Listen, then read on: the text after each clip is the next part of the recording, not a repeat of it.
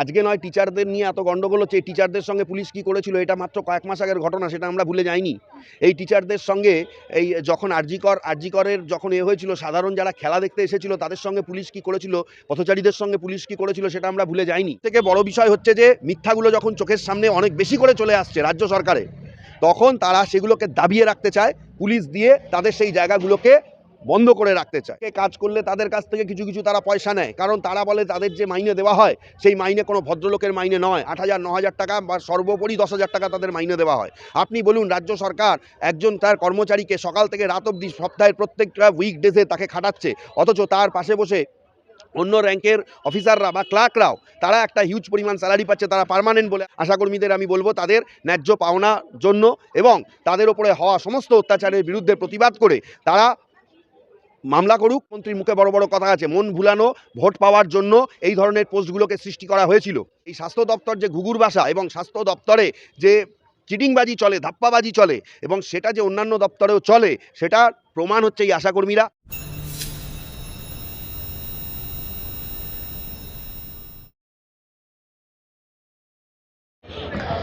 গত ৩০ দিন ধরে আশাকর্মীরা ন্যূনতম ১৫,০০০ টাকা বেতনের দাবিতে আন্দোলন করছে।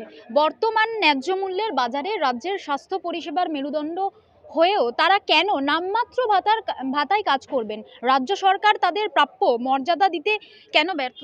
দেখুন, আমি একটা কথা বলি, রাজ্য সরকার যে পলিসিটা করেছে, শুধু আশাকর্মী বলে নয়, প্রত্যেকটা দপ্তরে এরকম অস্থায়ী কর্মী নিয়োগ করা হয়েছে। এদের বিষয়টা হচ্ছে যে এদের চাকরি থাকবে 60 বছর অবধি, কিন্তু এদের মাইনে ওই 10,000 15,000, এর থেকে বেশি যাবে না। আশাকর্মীরা আজকে যে অভিযোগটা করছেন একদম ভ্যালিড অভিযোগ। রাজ্য সরকার আসলে কাউকেই এখন আর পার্মানেন্ট বেসিসে নিয়োগ করবে না, কারণ পার্মানেন্ট বেসিসে নিয়োগ করলে একজন এমপ্লয়ির পেছনে যে স্যালারি দিতে হবে, একজন এমপ্লয়ির পেছনে যে ধরনের মানে হচ্ছে যে তাকে যে মনিটারি প্যাকেজ তার যে হবে, সেইটা দিয়ে রাজ্য সরকার 10টা এমপ্লয়িকে রাখবে, এই ধরনের একটা চিন্তাধারা। আশাকর্মীরা অত্যন্ত ডিপ্রাইভড। আমি কালকেই দেখছিলাম ধর্মতলার মোড়ে বিপুল সংখ্যক আশাকর্মী তারা অলরেডি পথ অবরোধ করেছিল, হ্যাঁ, এবং হচ্ছে তাদের দাবি দাওয়াগুলো নিয়ে বিভিন্নভাবে তারা সোচ্চার হয়েছিল, কিন্তু পরবর্তীকালে পুলিশ দেখলাম তাদের ব্যারিকেড দিয়ে আটকে রেখে দিয়েছে এবং কি তাদের সঙ্গে মানে রীতিমতো একটা বচসা পুলিশের সাথে। এটা আমি কালকেই কিন্তু প্রত্যক্ষ করেছি। আমি ওই দুপুরবেলার একটা টাইমে ওখান দিয়ে আসছিলাম, আমি দেখেছি। যে কর্মীদের দাবি শোনার জন্য স্বাস্থ্য ভবনে ডাকা উচিত ছিল, তাদের কেন পুলিশ দিয়ে টানা হিচড়ে করে সরানো হচ্ছে? গণতান্ত্রিক পদ্ধতিতে প্রতিবাদ করার অধিকার কেড়ে নেওয়া হচ্ছে না, এই রাজ্যে তো গণতান্ত্রিক পদ্ধতিতে মানুষকে প্রতিবাদ করতে দেওয়া হয় না। আপনি এটা ভুলে গেলে চলবে না। আজকে নয় টিচারদের নিয়ে এত গন্ডগোল হচ্ছে। এই টিচারদের সঙ্গে পুলিশ কী করেছিল এটা মাত্র কয়েক মাস আগের ঘটনা, সেটা আমরা ভুলে যাইনি। এই টিচারদের সঙ্গে এই যখন আরজিকরের যখন হয়েছিল, সাধারণ যারা খেলা দেখতে এসেছিল তাদের সঙ্গে পুলিশ কী করেছিল, পথচারীদের সঙ্গে পুলিশ কী করেছিল সেটা আমরা ভুলে যাইনি। কি বর্বরোচিত আক্রমণ এখানে পুলিশ দিয়ে করানো হয় এবং পুলিশকে অঙ্গুলি হেলন মুখ্যমন্ত্রী ছাড়া কেউ করবেন না, এটা মেনেই নিতে হবে, কারণ তিনিই পুলিশ মন্ত্রী।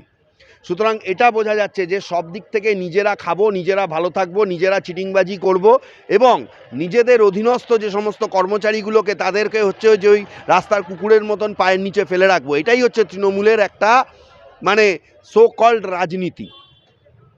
আসলে সবথেকে বড় বিষয় হচ্ছে যে মিথ্যাগুলো যখন চোখের সামনে অনেক বেশি করে চলে আসছে রাজ্য সরকারে, তখন তারা সেগুলোকে দাবিয়ে রাখতে চায়, পুলিশ দিয়ে তাদের সেই জায়গাগুলোকে বন্ধ করে রাখতে চায়। এমন পরিস্থিতি তৈরি হয়ে গেছে, আপনি রেজিস্ট্রি অফিসে যাবেন, আপনি যে কোনো অন্য ডিপার্টমেন্টে যাবেন, সেখানেও সমস্ত অস্থায়ী কর্মীরা বসে আছে। লোকে কাজ করলে তাদের কাছ থেকে কিছু কিছু তারা পয়সা নেয়, কারণ তারা বলে তাদের যে মাইনে দেওয়া হয় সেই মাইনে কোনো ভদ্রলোকের মাইনে নয়। 8,000 9,000 টাকা বা সর্বোপরি 10,000 টাকা তাদের মাইনে দেওয়া হয়। আপনি বলুন, রাজ্য সরকার একজন তার কর্মচারীকে সকাল থেকে রাত অবধি সপ্তাহের প্রত্যেকটা উইকডেজে তাকে খাটাচ্ছে, অথচ তার পাশে বসে অন্য র্যাঙ্কের অফিসাররা বা ক্লার্করাও তারা একটা হিউজ পরিমাণ স্যালারি পাচ্ছে, তারা পার্মানেন্ট বলে, আর অস্থায়ী কর্মী হিসাবে এটা এইভাবে কি করে চলতে পারে? আমি হাইকোর্টের হস্তক্ষেপ দাবি করছি। আশাকর্মীদের আমি বলবো তাদের ন্যায্য পাওনার জন্য এবং তাদের ওপরে হওয়া সমস্ত অত্যাচারের বিরুদ্ধে প্রতিবাদ করে তারা মামলা করুক। আশা করি তারা জয়ী হবে। একদিকে রাজ্য সরকারের বিধায়কের বাড়ি থেকে শিক্ষক নিয়োগ দুর্নীতির 58 কোটি টাকার সম্পত্তি বাজেয়াপ্ত করেছে ইডি, অন্যদিকে সামান্য 15,000 টাকা বেতনের দাবিতে 1 মাস ধরে রাস্তায় বসে থাকা গরিব আশাকর্মীদের বলা হচ্ছে তহবিল নেই। রাজ্য সরকারের কাছে অগ্রাধিকার কি দুর্নীতিবাজদের আড়াল করা নাকি পরিশ্রমী কর্মীদের ন্যায্য পাওনা মেটানো? না, দুর্নীতিবাজদের আড়াল করাই হচ্ছে রাজ্য সরকারের কাছে টপ এবং ফার্স্ট প্রায়োরিটি। কারণ যারা দুর্নীতিবাজ, চিটিংবাজ, ধাপ্পাবাজ, এই রাজ্য সরকার তাদেরকে অত্যন্ত বেশি প্রায়োরিটি দেয়। কারণ তারা জানে যে ভোটের সময় চিটিংবাজি, ধাপ্পাবাজি করে টাকাটা তারাই নিয়ে আসতে পারবে, তারাই সেই টাকার যোগানটা তারাই দিতে পারবে। যার জন্য আজকে বিধায়কদের বাড়ি থেকে কোটি কোটি টাকা, প্রাক্তন শিক্ষামন্ত্রীর বাড়ি থেকে কয়েক হাজার কোটি টাকা পাওয়া গেছিল, আপনারা সবাই জানেন, যার জন্য তাকে জেলেও যেতে হয়েছিল। আমি শুধু এইটুকুই বলবো, এই রাজ্যের যে রাজ্য সরকার তার প্রত্যেকটা বিধায়ক, প্রত্যেকটা মন্ত্রী মানে হচ্ছে চোর এবং হচ্ছে চিটিংবাজ। তার কারণ হচ্ছে যে সাধারণ মানুষের কাছ থেকে কিভাবে 2 নম্বরি পয়সা পকেটে ঢোকানো যাবে, এটাই তাদের সকাল থেকে উঠে রাত অবধি চিন্তা। এবং তার জন্য সাধারণ মানুষকে কিভাবে বলি দিতে হয়। আর সবথেকে বড় ব্যাপার হচ্ছে এই রাজ্য সরকার মিনিমাম ওয়েজেসটুকুও দেয় না। এরা আবার 100 দিনের টাকার জন্য হাত পাতে গিয়ে, কিন্তু রাজ্য সরকার তার অধীনস্থ কর্মচারীদের কতটুকু টাকা পয়সা দেয়, তারা রাজ্য সরকারের সঙ্গে কি মানে রাজ্য সরকার তাদের সঙ্গে কি ব্যবহারটা করে।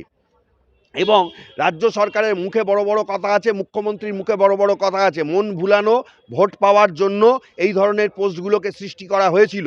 আসলে আসলে এই পোস্টগুলো যে সৃষ্টি করা হয়েছে এইগুলোর প্রয়োজন ছিল, এইগুলো পার্মানেন্ট বেসিসে নিয়োগ হতে পারতো, কিন্তু রাজ্য সরকার অত টাকা খরচ করবে না।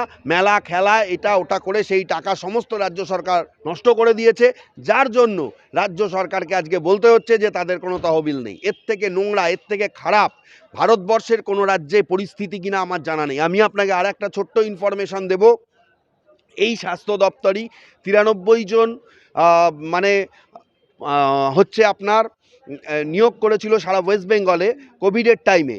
তাদেরকে 4 মাস, কাউকে 6 মাস, কাউকে 1 বছর বেতন দেওয়ার পর তাদের চাকরিগুলো আজকে রাজ্য সরকার কেড়ে নিয়েছে।